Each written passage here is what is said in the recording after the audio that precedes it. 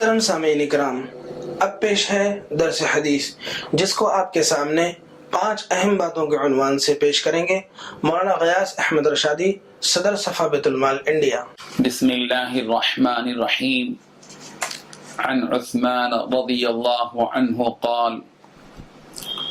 قال رسول اللہ صلی اللہ علیہ وسلم من بنا مسجدا يبتغي به وجه الله تعالى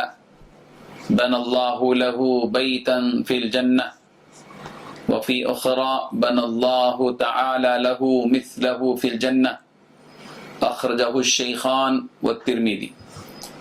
وعن أنس رضي الله عنه قال قال رسول الله صلى الله عليه وسلم عرضت علي وجور أمتي حتى القضاة يخرجها الرجل من المسجد وعرضت علي ذنوب أمتي فلم أر ذنبا أعظم من سورة من القرآن أو آية أوتيها الرجل ثم نسيها أخرجه أبو داود والترمذي۔ ناظرین کرام، مسجدیں اللہ کے گھر ہیں۔ دنیا کی ساری مسجدوں کا رشتہ کعبۃ اللہ سے ہے۔ وہ دنیا کا سب سے پہلا گھر جو خدا کا بنایا گیا، جس کو خانہ کعبہ کہتے ہیں، بیت اللہ کہتے ہیں، کعبۃ اللہ کہتے ہیں، مسجد حرام جس کو کہا جاتا ہے۔ اور جس مسجد حرام جس کو اللہ تبارک و تعالیٰ کے حکم سے پیغمبر نے بنایا، اس مسجد ہی سے رشتہ ہے دنیا کی تمام مسجدوں کا۔ یہ اللہ کے گھر ہیں، اور مسجدیں جہاں مسلمان اللہ تبارک و تعالیٰ کی عبادت کرتے ہیں یکسوئی کے ساتھ، سب مل جل کر ایک امام کی اقتداء میں فرض نمازوں کی ادائیگی جن مساجد میں ہوتی ہے، یہ مسجدیں دراصل مسلمانوں کا ایک شعار ہیں۔ ان کا تقدس، ان کی عظمت بہت اونچی ہے، اور یہ مسجدیں تقوی کی بنیاد پر تعمیر کی جاتی ہیں۔ اور بڑے خوش نصیب ہیں وہ لوگ جو مسجدوں کی تعمیر میں دلچسپی رکھتے ہیں، اس لیے کہ مسجد کی جو تعمیر کرتا ہے، آج اس نے اس مسجد کی تعمیر کی ہے، اور مسجد کی تعمیر کے بعد جس وقت سے لوگوں نے 5 وقتہ نمازوں کے پڑھنے کا آغاز کیا ہے، اس وقت سے لے کر جب تک یہ مسجد رہے گی، اس وقت تک جتنے بھی مسلمان چھوٹے ہوں یا بڑے نماز ادا کریں گے، ان تمام کی نمازوں کا اجر اور ثواب اس شخص کو ضرور ملے گا جس نے اس مسجد کی تعمیر کی ہے۔ یہ صدقہ جاریہ ہے۔ آدمی اس دنیا میں ایک مسجد بنا کر چلا جاتا ہے، قبر میں آرام کر رہا ہوتا ہے، وہ تو چلا گیا، اب اس کی نمازیں ختم ہو گئیں، اب نہ وہ قبر میں نماز پڑھ سکتا ہے، نہ روزہ رکھ سکتا ہے، نہ حج کر سکتا ہے، نہ عمرہ کر سکتا ہے، اس کے سارے اعمال منقطع ہو گئے۔ لیکن اس نے جس مسجد کی تعمیر کی ہے، اس مسجد میں جب تک نماز پڑھی جاتی رہے گی، لوگ فرائض بھی پڑھیں گے، سنتیں بھی پڑھیں گے، نوافل بھی پڑھیں گے، واجب بھی پڑھیں گے، جمعے کی نماز بھی پڑھیں گے، اور اس مسجد میں بیٹھ کر لوگ تلاوت قرآن بھی کریں گے۔ جتنی بھی عبادتیں اس مسجد میں ہوں گی، ان تمام کا ثواب اللہ تبارک و تعالیٰ اس شخص کو بھی عطا کریں گے جس نے اس مسجد کی تعمیر کی ہے۔ اور مسجد کی تعمیر کا ثواب، اس کی جو جزا ہے، اللہ تبارک و تعالیٰ مرنے کے بعد عطا کریں گے، جس کے بارے میں نبی کریم صلی اللہ علیہ وسلم نے ارشاد فرمایا۔ بخاری اور مسلم نے بھی اس کو روایت کیا، اس حدیث کو، اور ترمذی نے بھی روایت کیا، اور راوی حضرت عثمان رضی اللہ عنہ۔ پیارے پیغمبر صلی اللہ علیہ وسلم نے ارشاد فرمایا، من بنا مسجدا یبتغی بہ وجہ اللہ جس کسی نے مسجد کی تعمیر کی اور اس مسجد کی تعمیر کرتے ہوئے وہ اللہ کی رضامندی چاہتا ہے،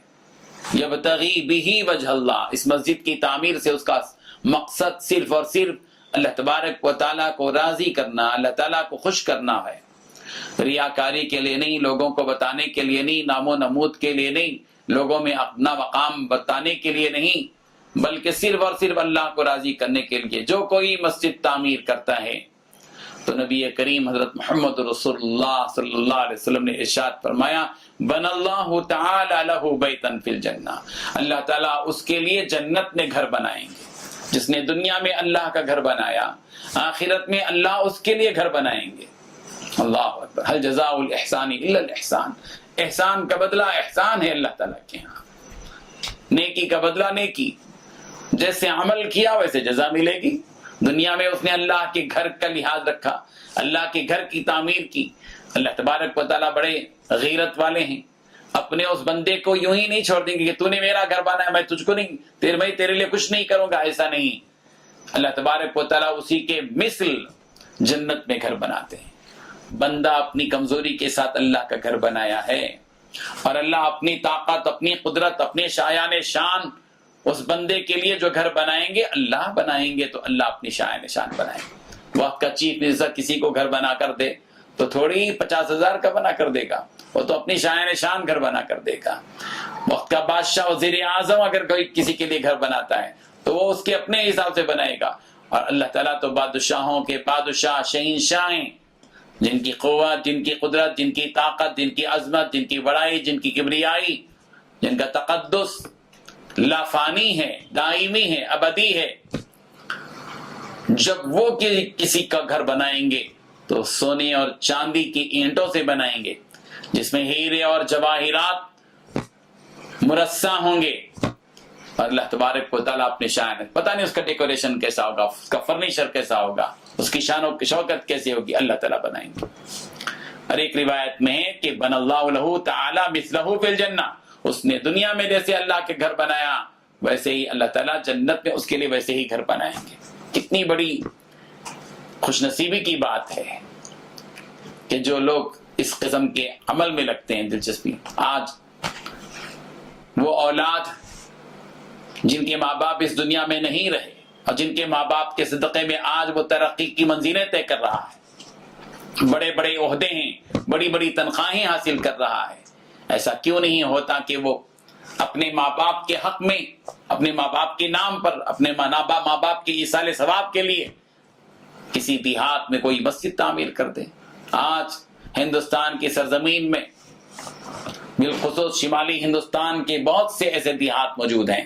چاہے وہ ریاست اڑیسہ ہو، چاہے وہ ریاست جھارکھنڈ ہو، چاہے وہ ریاست آسام ہو،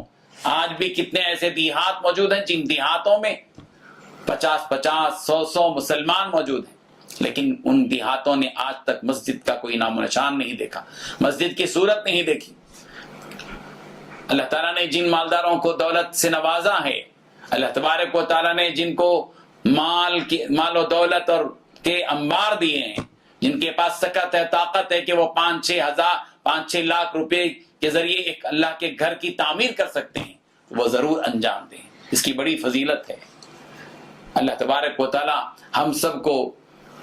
مساجد کی ضرورت کو سمجھنے کی اور مساجد تعمیر کرنے کی توفیق بھی عطا فرمائے۔ اللہ تبارک و تعالیٰ ان مسلمانوں کو وہ وسائل عطا فرمائے جو دل میں اس بات کا جذبہ رکھتے ہیں کہ وہ مسجد کی تعمیر کریں۔ اور ایک بات یہ بھی ذہن میں رکھیے کہ مسجد میں کی جہاں تعمیر ہے وہیں مسجد کے جھاڑو جھٹکا دینا یہ بھی بہت بڑا ثواب ہے۔ چنانچہ انس رضی اللہ عنہ راوی ہیں، نبی کریم صلی اللہ علیہ وسلم ارشاد فرماتے ہیں، عرضت علی اجر امتی،